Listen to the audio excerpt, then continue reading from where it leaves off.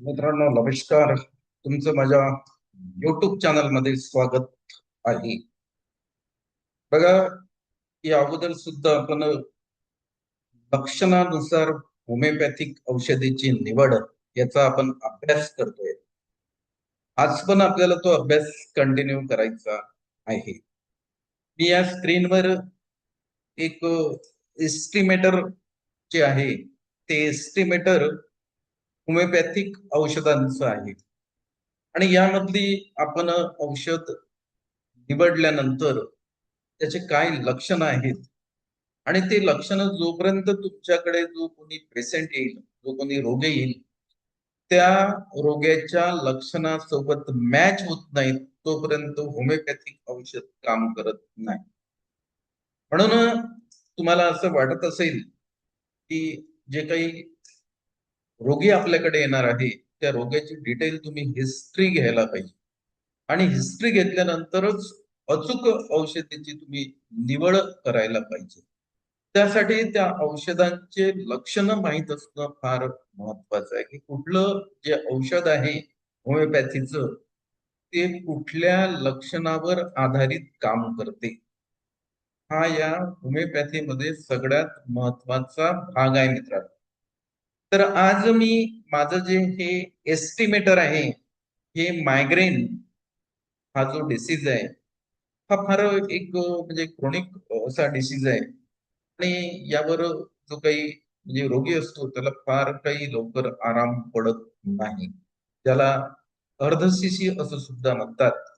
तर त्या रोग्याच्या लक्षणानुसार म्हणजे लक्षणानुसार योग्य औषध निवडा आणि त्याची आपण आता एक सविस्तर माहिती इथं घेणार आहोत.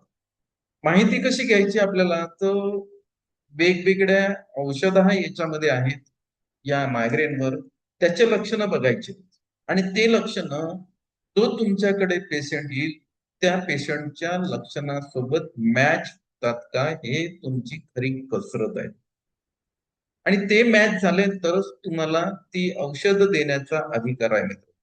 अन्यथा दुसरी कुठली जर चुकून तुमच्याकडनं जर औषध दिल्या गेली तर तुम्हाला रिझल्ट मिळत नाही, म्हणजेच त्या रोग्याला आराम पडत नाही. मी सर्वात अगोदर हे स्पष्ट सांगतो की मी काही डॉक्टर नाही. मी एक होमिओपॅथीचा अभ्यासक आहे आणि जो मी या पॅथीवर अभ्यास केलेला आहे, जे काही वाचन केलेलं आहे, त्यावरून मला या पॅथीमध्ये काही ठळक गोष्टी दिसलेल्या आहेत. त्या फक्त मी तुमच्या सोबत शेअर करतोय. हे आपण आवर्जून लक्षात घ्यायला पाहिजे. तर आपण हे जे इथं मायग्रेन अर्धशिशी होमिओपॅथी एस्टिमेटर आहे. तुमच्या लक्षणानुसार योग्य औषध निवडा आणि त्याची सविस्तर माहिती मिळवा.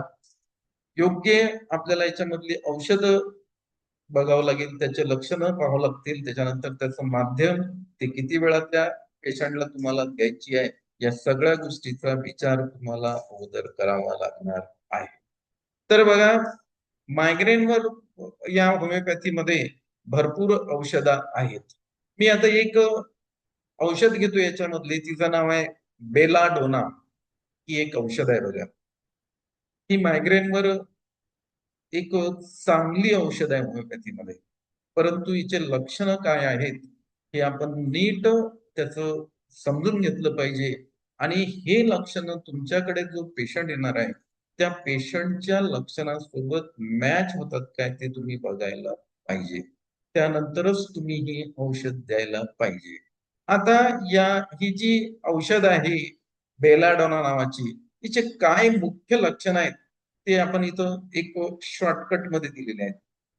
रेमेडीमध्ये एक चॅप्टर आहे याच्यावर लिहिलं. पण मुख्य लक्षण कोणतं आहे त्याच्याकडे जर तुम्ही फोकस असला तुमचा तर मग आपल्याला फार लवकर या होमिओपॅथीमध्ये औषधांची निवड करता येते. तर बघा, निरोगी आणि लालसर चेहरा म्हणजे जो पेशंट तुमच्याकडे येणार आहे त्याचं जे लक्षण आहे ते सगळ्यात महत्वाचं आहे की तो पेशंट निरोगी दिसते पण त्याचा चेहरा हा लालसर असतो. हे सगळ्यात महत्वाचं आहे. निरोगी आणि लालसर चेहरा असलेल्या रुग्णांमध्ये होणारी भयंकर डोकेदुखी जी डोक्याच्या डाव्या बाजूला पूर्णपणे पसरते आणि चेहऱ्यावर उष्णता जाणवते. हे या औषधचं मुख्य लक्षण. मित्रो, हा जो मायग्रेन डिसीज आहे ना, हा बऱ्याच प्रमाणामध्ये लेडीज मध्ये जास्त असतो. कारण काय होतं माहित आहे का, की हा एखाद्या वेळेस त्यांनी प्रवास केला आणि की वेगवेगळे लक्षण आहे त्याचे. हे एकच लक्षण नाहीये. याच्यावर जवळपास मी बघितलं की होमिओपॅथीमध्ये 10 ते 12 औषधं याच्यावर आहेत. त्या प्रत्येक औषधाचं लक्षण आपल्याला बघायचं आहे. तर हा फार म्हणजे एक त्रासदायक हे आहे, डिसीज आहे. महिलांसाठी तर फारच त्रासदायक आहे हा डिसीज. तर हे जे बेलाडोना नावाची औषध आहे, हे केव्हा काम करते ते आपल्याला इथं आता बघायचं आहे. तिचे लक्षणं मी वाचलेले आहेत, की निरोगी आणि लालसर चेहरा असलेल्या रुग्णांमध्ये होणारी भयंकर डोकेदुखी. पण जेव्हा भयंकर डोकेदुखी होते, तेव्हा तो रुग्ण तुम्हाला असा निरोगी दिसायला पाहिजे. त्याचा चेहरा कसा असायला पाहिजे? लालसर असायला पाहिजे. आणि जी डोकेदुखी आहे, ती त्याच्या डाव्या बाजूला पूर्णपणे पसरते. त्याच्या डोक्यामध्ये डाव्या बाजूला पूर्णपणे पसरते आणि चेहऱ्यावर त्याला उष्णता जाणवते. तर तुम्ही त्या रोग्याला बेलॅडोना नावाचे औषध होमिओपॅथी मधली उत्कृष्ट औषध आहे, ते तुम्ही देऊ शकता.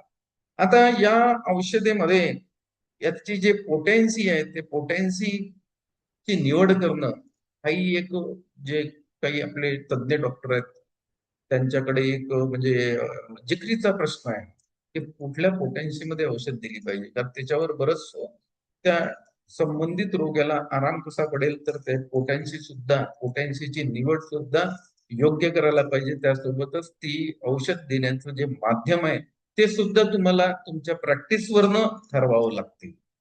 हा एक याच्यामधला सगळ्यात महत्वाचा भाग आहे. तर पोटेन्सी जी आहे ती एक तर 30 पोटेन्सी मध्ये किंवा 200 पोटेन्सी मध्ये तुम्ही ही जी औषध आहे बेलाडोना नावाची, ती त्या पेशंटला देऊ शकता. त्याचं घेण्याचं जे माध्यम आहे, मीडियम जे आहे ते घेण्याचं, थेट जिभेवर 2 थेंब किंवा 1 चमचा पाण्यातून देऊ शकता. फक्त एक लक्षात घ्यायचं की जे पाणी आहे ते शुद्ध पाणी असायला पाहिजे. तुम्ही त्या रोग्याला असं पण सांगू शकता की थेट तुमच्या जिभेवर याचे 2 थेंब टाका. किंवा तुम्ही असं पण देऊ शकता की 1 चमचा पाणी घ्या, त्याच्यामध्ये हे 2 थेंब औषध टाका. आणि आता हे दिवसातून तुम्ही किती वेळा द्यायला पाहिजे, हाही एक याच्यामधला सगळ्यात महत्वाचा भाग आहे.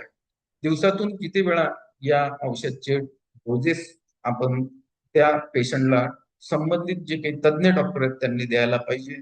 तर डोकेदुखी तीव्र असताना दर 1 तासाने, आराम मिळाल्यावर दिवसातून 3 वेळा. जर त्या पेशंटची डोकेदुखी तीव्र तीव्र असेल, तर तुम्ही त्यांना सांगू शकता की हे जे औषध आहे हे तुम्ही दर 1 तासाने घ्या.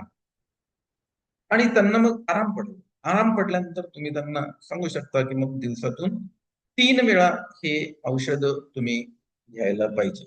आता या मायग्रेनवर बाजारामध्ये काही पेटंट औषध सुद्धा आलेले आहेत. तर त्याच्यापैकी एक आहे R16 हा जो मायग्रेन ड्रॉप आहे, हा सुद्धा एक याच्यावर चांगलं कार्य करतोय. तर याचे लक्षणं कोणते आहेत? कोणत्याही प्रकारची डोकेदुखी, मायग्रेन आणि मज्जातंतूच्या वेदनांवर अत्यंत प्रभावी आहे. हे डोकेदुखी कोणत्याही प्रकारची असू द्या, कारण हे पेटेंट आहे त्याच्यामुळे. कोणत्याही प्रकारची डोकेदुखी असेल, त्याच्यानंतर मायग्रेन असेल किंवा मज्जातंतूच्या वेदनांवर अत्यंत हा जो ड्रॉप आहे हा प्रभावी आहे, असं ही कंपनी सांगते. त्याच्यानंतर याचं मात्रा व माध्यम त्यांनी दिलेलं आहे. 10 ते 15 थेंब तुम्ही एक समजा कप आहे, त्या कपामध्ये पाणी घ्यायचं. पाव कप पाणी घ्यावं लागेल आपल्याला त्याच्यामध्ये आणि त्याच्यात 10 ते 15 थेंब या औषधचे मिसळून तुम्ही ते दिवसातून 3 वेळा घ्यायला पाहिजे. तर हा एक म्हणजे उत्कृष्ट असा ड्रॉप आहे. त्या ड्रॉपचं नाव आहे R16 मायग्रेन ड्रॉप. त्याच्यानंतर ही जर्मनी कंपनीचा हा ड्रॉप आहे. हा सुद्धा कुठल्याही प्रकारचं डोकेदुखी असू द्या, मायग्रेन असू द्या किंवा तुमच्या मज्जातंतूच्या वेदना असू द्या, त्यावर हा ड्रॉप एक चांगलं काम करते. तर त्या कंपनीचं म्हणणं आहे, हे आपण आवर्जून लक्षात घ्यायला. तर आजच्या या व्हिडिओच्या माध्यमातून आपण एक जो डिसीज आहे मायग्रेन, त्यावर आपलं होमिओपॅथिक लाईव्ह एस्टिमेटर काय सांगते त्यावर आपण चर्चा केलेली. बघा, मी पुनश्च एकदा तुम्हाला ही जी माहिती आहे ही अध्यापनाच्या दृष्टिकोनातून दिलेली माहिती आहे. हे आपण आवर्जून लक्षात घ्यावं. तुम्हाला तुमचा जो डिसीज आहे त्याविषयीचं जे मार्गदर्शन म्हणा, औषध म्हणा, हे तज्ञ जे डॉक्टर आहेत त्यांच्या माध्यमातूनच घ्यावं लागते. तर हा व्हिडिओ तुम्हाला आवडला असेल, लाईक करा, याला भरपूर शेअर करा आणि तुम्ही जर नवीन असाल तर माझ्या या YouTube चॅनलला शेअर करा. म्हणजे अशा प्रकारचे या होमिओपॅथीवर आपण जे औषध ची माहिती देतो ते ते जे होमिओपॅथीचे अभ्यासक विद्यार्थी असतील त्यांच्या दृष्टिकोनातून फार फायदे. तर आजच्या या चर्चेला इथं पूर्णविराम देतो. पुनश्च आपली भेट नंतरच्या व्हिडिओमध्ये होईल. धन्यवाद मित्रांनो.